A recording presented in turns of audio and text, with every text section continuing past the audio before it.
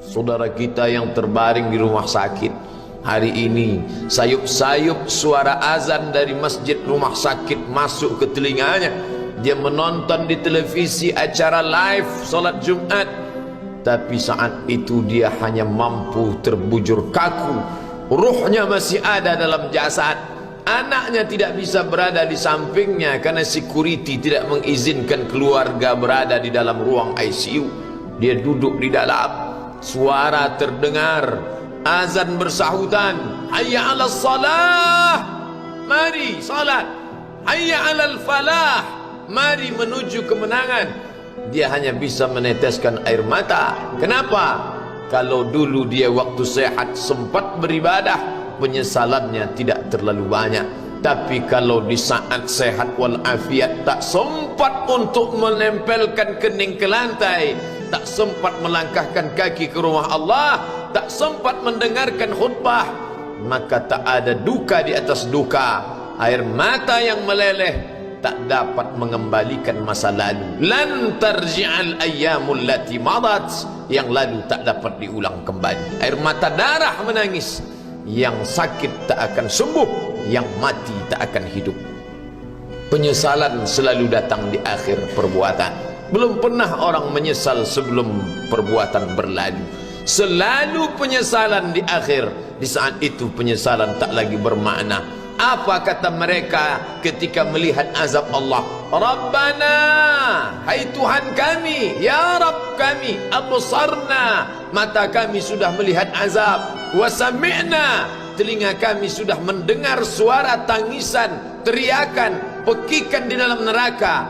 Farji'na, kembalikan kami lagi ke dunia, na'mal salihah, kami ingin beramal saleh, inna muqinun, kami yakin seyakin-yakinnya. Tapi saat itu penyesalan tak lagi bermakna, karena dunia tak mungkin utuh semula, karena sudah menjadi sunnatullah yang lampau tak akan kembali. Idza sama'un fatarat, langit terbelah, wa idzal kawakibun tasarat, planet-planet bertabrakan, wa idzal biharu fujirat, lautan diledakkan, diletupkan, wa idzal quburu bu'asirat, semua yang dikubur dibangkitkan. Alimat nafsum ma qaddamat wa akharat, disitulah orang baru sadar apa yang dulu pernah aku lakukan. Wa qadimna ila ma amilu min amalin, semua amal mereka kami tunjukkan, kami datangkan. Ini amalmu, ini infakmu, ini wakafmu, ini sedekahmu, ini salawatmu, ini bacaan Qur'anmu, ini zikirmu. Tersenyum mata melihat amal. Faman ya'mal mithqala dzarratin khairan yarah. Tapi jangan lupa, apakah yang dosa-dosa itu dilupakan begitu saja? Yang buruk pun akan nampak juga. Faman ya'mal mithqala dzarratin syarran, sebesar ujung rambut, sebesar telapak kaki semut yang hitam, di atas batu yang hitam, di tengah malam yang kelam, di dalam samudra yang gelap, akan ditampakkan juga pada hari itu. Yauma tublas sarair, segala rahasia ditunjukkan, dan mata akan melihat dengan penglihatan yang nyata. Mulut tidak lagi bisa menjawab. Al-yauma nakhtimu ala afwahihim, hari itu mulut kami kunci, karena mulut itu yang dulu pandai mencari-cari alasan, bersilat lidah, maka hari itu lidah dikunci.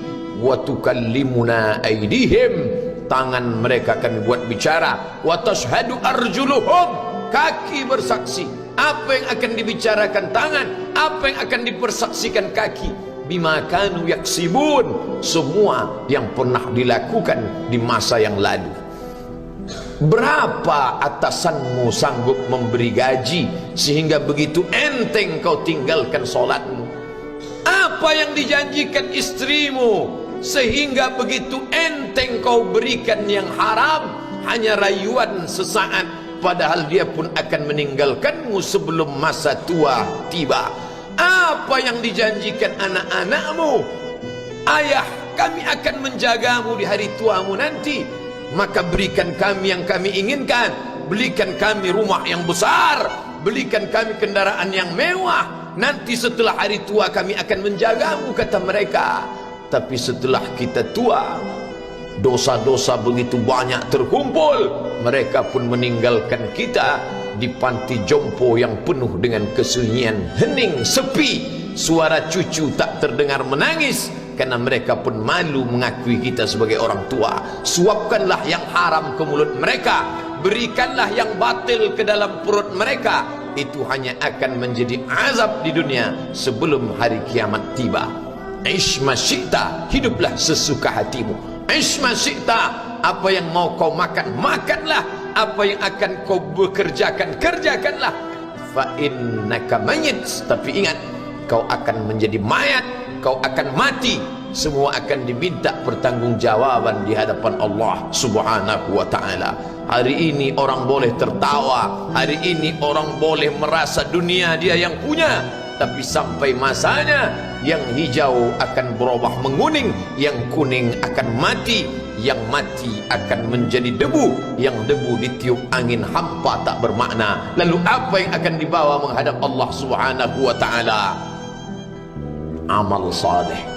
Kalau pernahlah mulut itu membaca sepotong dua potong ayat sebelum berangkat bekerja, kalau sempatlah masuk ke kamar mandi mengambil air wudhu, solat sunat duha sebelum berangkat bekerja, kalau sempatlah ketika duduk dalam suasana santai membuka iPad lalu dibuka Quran digital sambil melihat beberapa ayat, merenungkan maknanya, mengingat mati, kalau sempatlah mulut mengucapkan subhanallah wa bihamdihi subhanallahil azim, kalau sempatlah anak istri dibawa ke masjid iktikaf mendengarkan pengajian, kalau sempatlah beberapa persen dari pendapatan itu dilimpahkan ke rumah anak yatim panti jompo masjid, kalau sempatlah beberapa meter tanah dibeli untuk pembebasan mendirikan rumah Allah, kalau sempat memberikan beberapa karpet untuk rumah yang selalu ditinggalkan, kalau sempatlah membelikan beberapa kilo beras untuk yatim piatu dan panti jompo,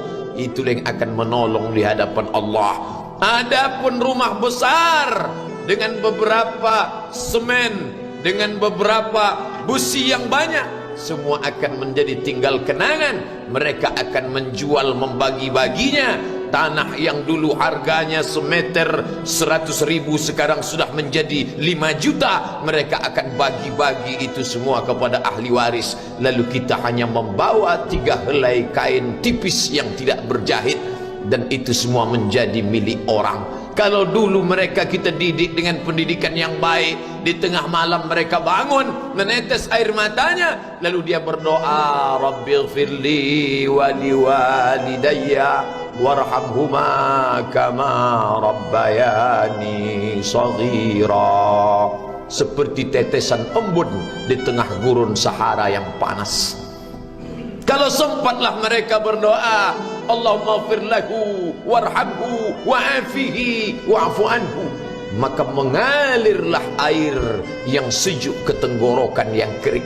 Kalau sempatlah mereka membeli makanan, diundangnya anak yatim, diusapnya kepala, ya Allah, terimalah sedekahku ini untuk almarhum ayahku, almarhumah bundaku. Aku tak dapat membalas budi baik mereka, ya Allah, mereka sudah mendahului aku. Maka akan mengalirlah itu sebagai perlipur lara di tengah alam barzakh sementara kiamat tiba. Tapi kalau mereka hanya dididik dengan keduniawian, dididik dengan kemewahan, disumbat mereka dengan materi, tak pernah diingatkan pada mati. Ketika kita mati, mereka pun juga akan mati perasaan ingatannya. Paling celaka lagi, mereka mengingat kita dengan mengantarkan bunga, mereka mengingat kita dengan pakaian hitam, mereka mengingat kita dengan suara musik, mereka mengingat kita dengan memajang foto kita besar-besar di dalam rumah. Dan itu hanya menjadi penghalang rahmat Allah turun, tidak berkesan sedikit pun. Mereka sedang menyangka kalau dinyanyikanlah lagu kesenangan kita, terobat rindu hatinya. Kalau dipajangnya foto kita, dilingkarkannya karangan bunga, puas rindunya.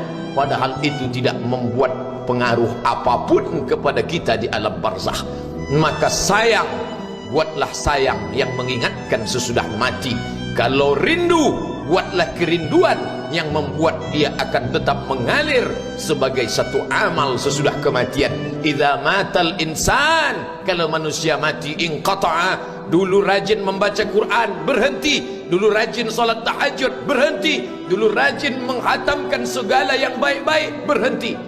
Tapi ada yang tetap mengalir. Di antara yang mengalir itu adalah shadaqatun jariyah. Sempat membelikan beberapa bungkus nasi.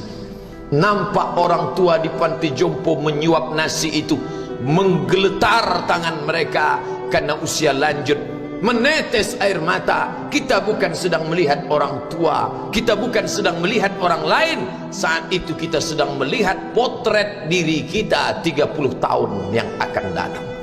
Di mana aku 30 tahun akan datang? Surga, kenikmatan yang luar biasa, tapi dia tidak akan dimasuki oleh orang yang biasa-biasa. Solat biasa, baca Quran biasa, zikir biasa, untuk mendapatkan yang luar biasa, maka itu bukan perimbangan ibadah yang fair. Hanya dengan solat wajib biasa, hanya dengan baca Quran biasa, hanya dengan zikir biasa, hanya dengan sedekah biasa, berharap akan masuk ke dalam surga yang luar biasa, maka sungguh bukan suatu perimbangan perniagaan yang seimbang antara makhluk dengan Khalik Allah Subhanahu wa ta'ala. Khutbah Jumat ini kembali mengingat kita, mengajak merenung bersama. Kita ini mau kemana? Di sini untuk apa? Yang kita bawa menghadap Allah itu apa? Apakah nama, jabatan, kebesaran, harta benda ikut menghadap Allah? Tidak. Dia akan tinggal menjadi puing-puing kenangan. Yang akan dibawa adalah amal saleh. Makanya kita selalu berdoa selesai wudu, Allahumma ja'alni minat tawabin waj'alni minal mutatahhirin. Ditutup dengan waj'alni min ibadikas salihin. Karena orang yang soleh lah yang selamat dari kerugian, yang lain rugi. Innal insan, semua manusia lafi khusrin, rugi. Yang kaya rugi, yang punya kuasa rugi, yang ganteng rugi, yang punya anak rugi, yang punya istri rugi. Tapi ada yang beruntung, illallazina amanu, kecuali yang beriman, wa amilus salihati, dan beramal saleh. Itulah orang yang beruntung, karena dia akan hidup dalam kehidupan yang kekal abadi, membawa iman dan amal salehnya. Kalau sampai hari ini masih bersemayam di dalam diri kita, mari kita jaga. Dan kita berharap kepada Allah husnuzan, Allah menutup usia kita ini dengan husnul khatimah. Ketika itulah malaikat datang memanggil, menyambut, ya ayyatuhan nafsul mutmainnah, wahai jiwa yang tenang, irji'i ila rabbiki, kembalilah engkau kepada Tuhan Rabbmu, radiyatan mardiyah, engkau ridha kepada Allah, Allah pun ridha menerima engkau sebagai hambanya. Fadkhuli fi ibadi, masuklah engkau ke dalam golongan hambaku. Wadkhuli jannati, masuklah engkau ke dalam surgaku. Saat itu ruh keluar dari badan seperti tetesan air di hujung daun yang lembut menetes.